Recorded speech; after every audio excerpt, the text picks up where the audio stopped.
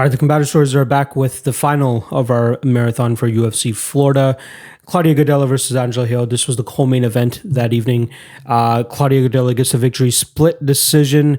She wins rounds 1 and 3 on 2 judges' scorecards, whereas the last judge, Sal D'Amato, gave rounds 2 and 3 to Angela Hill. And in regards to fan scoring, round 1, 95% for Gadelha, 10-9. Round 2, 96%, Hill, 10-9. And then round 3, 74.7%, 10-9. Angela Hill, and that's based off of 221 scorecards. Media scoring heavily in favor of Angela Hill for only giving it to Gadelha. What do you remember about this before we get into this third round that we're going to watch? I remember this instantly being a bad decision. Yeah. Like, I thought it was pretty clear. Angela Hill won 2 and 3. Both of us. Yeah. You had Gadelha on a DraftKings thing, and then I had Claudia just straight at minus 205. And we were like, okay, when the decision's being announced, the whole round 3, I was talking about how Claudia's fighting horribly. Like, the only way Hill can even win this fight is on the feet, and you're just making a completely stand-up fight. She's not even trying to press for a takedown, which is where her whole advantage is. And I was like, if she's throwing the fight away, and then she gets the decision. When she didn't win that second round, you knew it was going to be tough for her to get that third one, especially when she wasn't able to implement her grappling as much in that second round. Claudia's like, she starts well and gasses quick. Mm-hmm. All right, so let's check out this round 3. Slight edge to Hill so far, but nothing like blowing her out of the water either. Yeah, that's halfway through the round. Pretty solid Angela Hill round. Mm-hmm. Although Claudia's like, she is throwing back, landing. Man, it's just the same. It's a very consistent round. But I could see how, like, with 40 seconds left, I could see how a judge could give this to Gadelha with how it looks in terms of her. Like, I don't know. It's pretty clear right now for Angela Hill, though. I wouldn't say clear. Look at that beautiful elbow from Gadelha, too. I wouldn't say clear. I'd say it's not like she's way ahead, but clear in the sense of, like, she's definitely, I think it's clear that Angela's ahead, but it's not like Claudia can't, like, steal it at any time. See, look at that. Claudia's coming down. She came on strong at the end there, too, but Hill returned fire. I'm definitely in Angela Hill boat. Oh, man, it's a closer round than I expected to be watching right now. I know these statistics aren't like the greatest thing either, but I still want to see. But for some fights, the stats make sense. It really depends on how the fight went.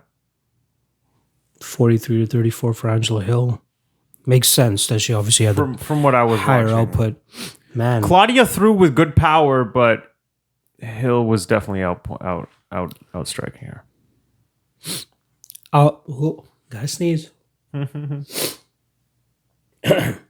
I'll go with Hill here, but I'm not in the camp of this being a complete robbery. Strictly due to the fact that, like, I think that's like Gadelha was throwing some good shots. She was landing some good shots, and it looked like she had more of an effect on Angela Hill compared to what Angela Hill was throwing on her. Yes, but Hill was throwing way more shots. I thought that was for a way shorter period of time. She was missing a lot of her shots early on, and Hill was just kind of having, like, sparring comfortably with her. And it was an ideal 10-9 that first half of the round for Angela Hill.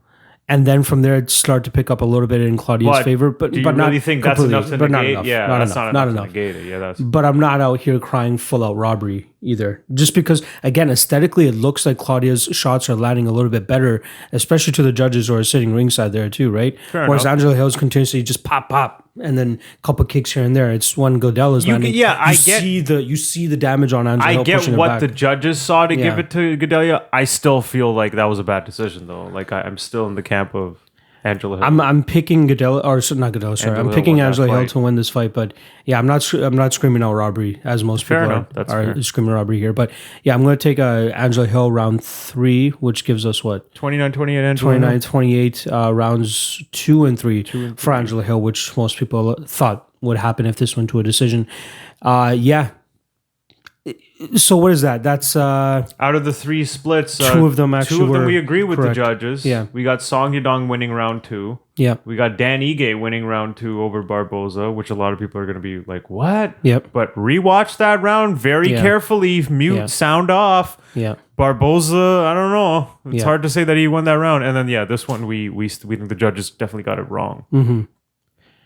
Whatever. But, Good for the us. judging, overall, this horrible outcry of the judging coming off this card, in hindsight, not as bad. Yeah, I yeah, mean, yeah. this might, round 3 of this fight might just be the only one that they really botched, Yeah.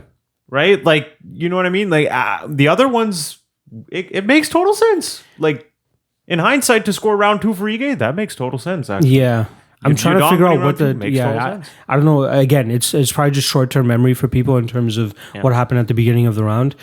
But yeah, I like Hill here. It's unfortunate that she lost. Hopefully they treat her as though she got a victory because Gadelha is a bigger like name. They're trying to give fucking Jose Aldo a title shot, especially loss, right? like Dana thinks she lost, and Angela Hill I don't think is like, other than the fact that she's active, I don't think they don't seem to like her that much. I don't think they hate her. I don't think they hate her, but I don't get the vibe that they're like, oh, we like, you know what I mean? Like I don't think they're trying to push her to become a star or anything like that. But like I don't see any of that. I think they appreciate her taking fights whenever they fucking need her to. That's pretty much about it.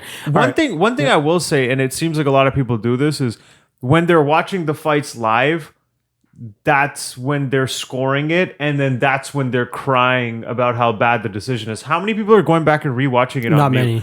Like, when we're watching a fight live, it seems obvious what the score is. Then you go rewatch it the next day on mute, and you're like, "What the fuck did I watch yesterday?" Like, you gotta rewatch. Commentary has a huge effect on people for sure. And then Rogan will say, like, "I don't know, I think that was a bad decision." And the whole time I'm like, "No, it's not. This is not a bad decision. You got to rewatch this." It's a lot of people don't go back and rewatch the fight. Got to, absolutely not, and they're the ones probably crying the most. And all this outcry is just like the night of or the morning after. Like that's what it is, right? All right, so we got 29-28 Angela Hill here. Unfortunate, not robbery, but unfortunate that she lost this fight.